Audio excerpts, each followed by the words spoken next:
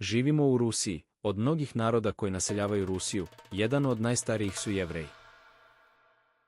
Religija Jevreja zove se judaizam, a glavna sveta knjiga je Tora.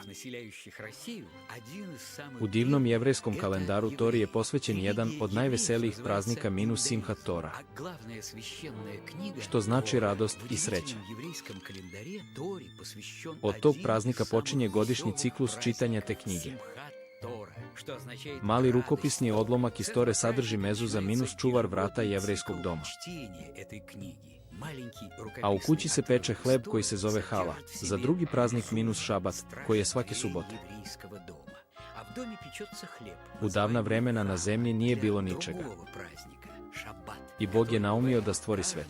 U prvih 6 dana on je stvorio svetlost i tamu, vodu i nebo, biljke, zvezde, sunce i mesec, ribe i ptice, životinje i čoveka. A 7. dana je odlučio da se odmori od teškog rada. Taj dan Bog nazva šabat. Od tada se subotom ne sme raditi. Porodice se okupljaju za prazničnim stolom, pevaju pesme, čitaju Toru i pričaju čarobne bajke.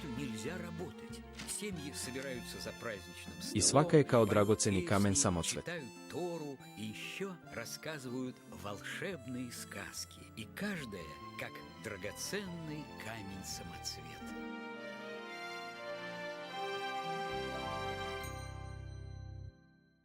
Zamislite.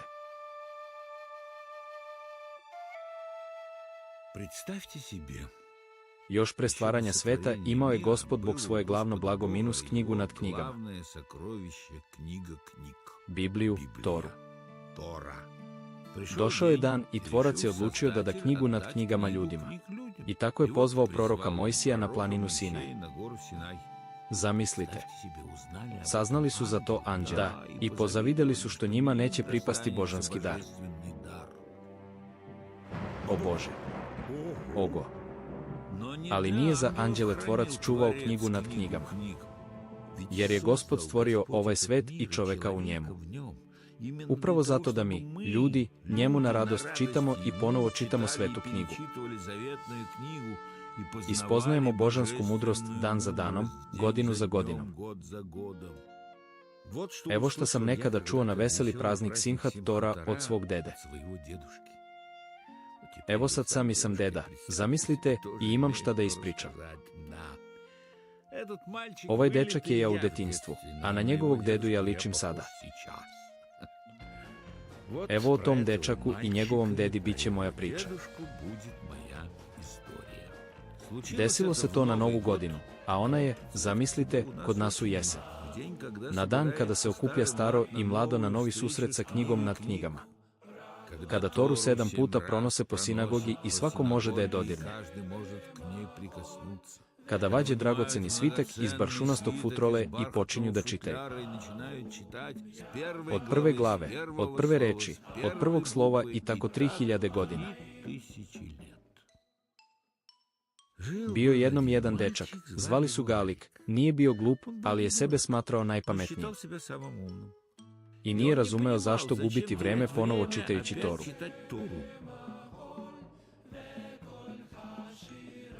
I pitao je o tome svog dedu. Ne, ovde neće ići. I ja, ti. Deda, odgovori, izađimo da porazgovaramo. O, ni ovde neće ići. I ovako reče deda unuku, odgovorit ću na tvoje pitanje, ali prvo zamisli. Veseli praznik Simhat Tora, kada se može nestašlučiti. 2 Jevrejina su se našla na krovu.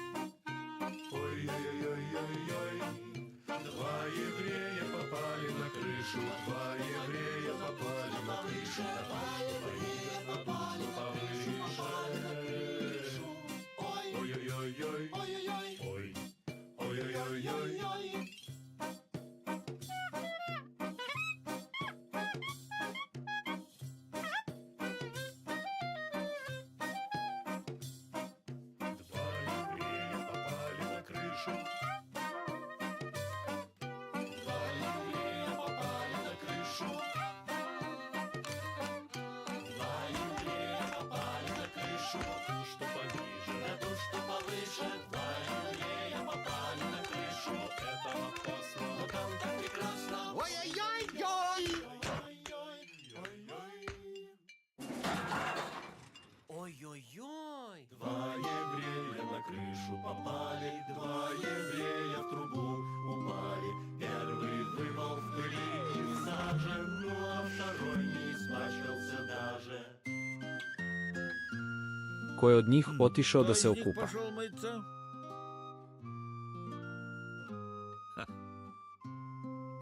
Prljavi. Грязный. Грязный? Prljavi. Думаете, Mislite, prljavi. чистый? Čisti. Čisti je pomislio da je i on prljav, pa je otišao da se okupa.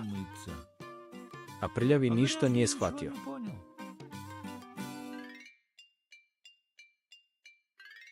Zamislite, Nijalik ništa nije shvatio. Gde je tu dimnjak, gde knjiga, i tada deda reče, nema veze. I ja, kad sam bio kao ti, nisam hteo da ponovo čitam Toru. I pitao sam svog dedu, i dedin deda je odgovorio. И дедушкин дедушка ответил. I da, to je pitanje. Это вопрос.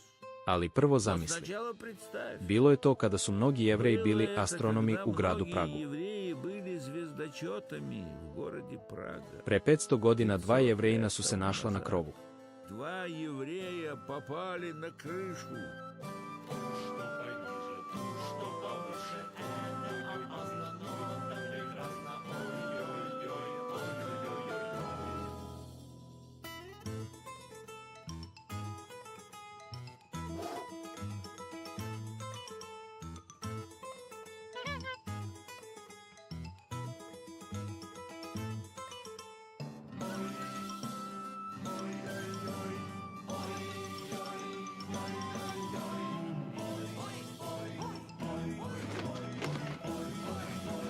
I ko je od njih otišao da se okupa?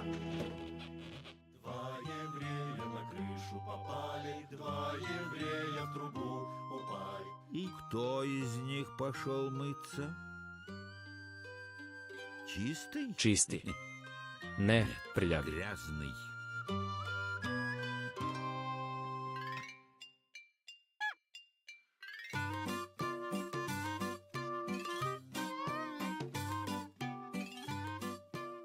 Čisti je rekao prljavom da je prljav. I ovaj je otišao da se okupa. A lik bi sam pogledao kroz stari teleskop, ali kakva je tu veza sa knjigom? I tada, zamislite, pradeda je priznao, i da. Nisam hteo da mučim glavu Torom i pitao sam svog dedu. I pradedin deda je rekao ovako. Nerazumni dečače, sve ću ti objasniti, ali prvo zamisli. Bilo je to pre 1000 godina u Magribu, kada su mnogi Jevreji bili putnici. Когда многие евреи были путешественниками.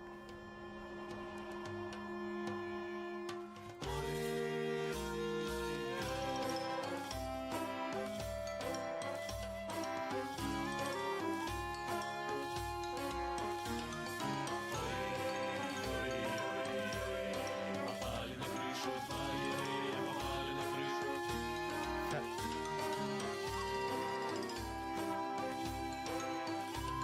Два еврея попали на крышу, на ту, что пониже, на ту, что повыше, на ту, что повыше, на ту, что повыше. Но это опасно, но так прекрасно.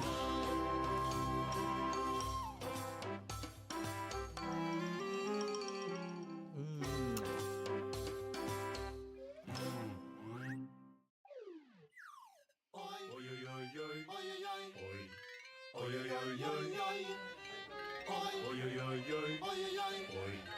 Ой-ой-ой-ой. Oj minus, oj. Ko je od njih otišao da se okupa? Ну, оба. Obojica. Jer se za sto ne seda prljav. Ибо за стол грязными не садятся. Zamislite, dečak Alik je znao da se prejela peru ruke, Себе мальчик Алик знал, что перед едой моют руки. ali još Но uvek пока nije не shvatao понимал, kakve к to чему ima бы veze. это. I tada je pradedin Тогда deda ispričao. прадедушкин дедушка da je i on izbegavao da uči Toru i da je i on uznemirio svog dedu pitanjem. I prapradedin deda je rekao ovako: taština na taštinama, ništa se ne menja pod suncem i pitanje je isto. I ja sam ga postavljao, naravno, odgovorit ću, ali prvo zamisli. Bilo je to pre 3000 godina u Egiptu, kada su mnogi Jevreji tamo bili robovi.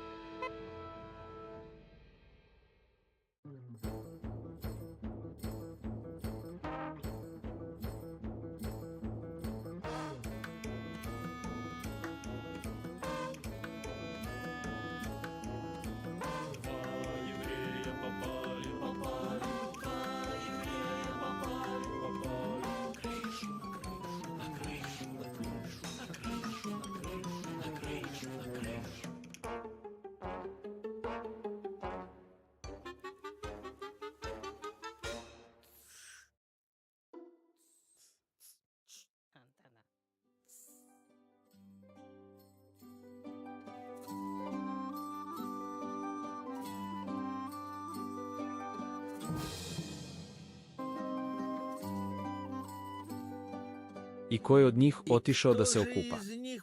Nu minusnu. Ko? Niko. Zašto? Nije bilo vremena.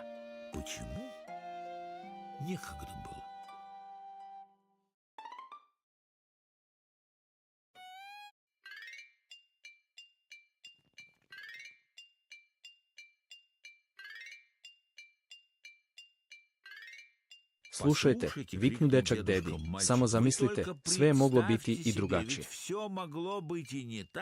2 Jevrejina su se našla na krovu. 2 Jevrejina su se našla na krovu. Tuž što je niže i tuž što je više. 2 Jevrejina su se našla na krovu. Opasno je, ali tamo je tako lepo. Da, zamislite ono što vek za vekom dede objašnjavaju svojim unucima. Ako se tako prosta priča može ispričati toliko puta, šta tek reći o knjizi nad knjigama Tori?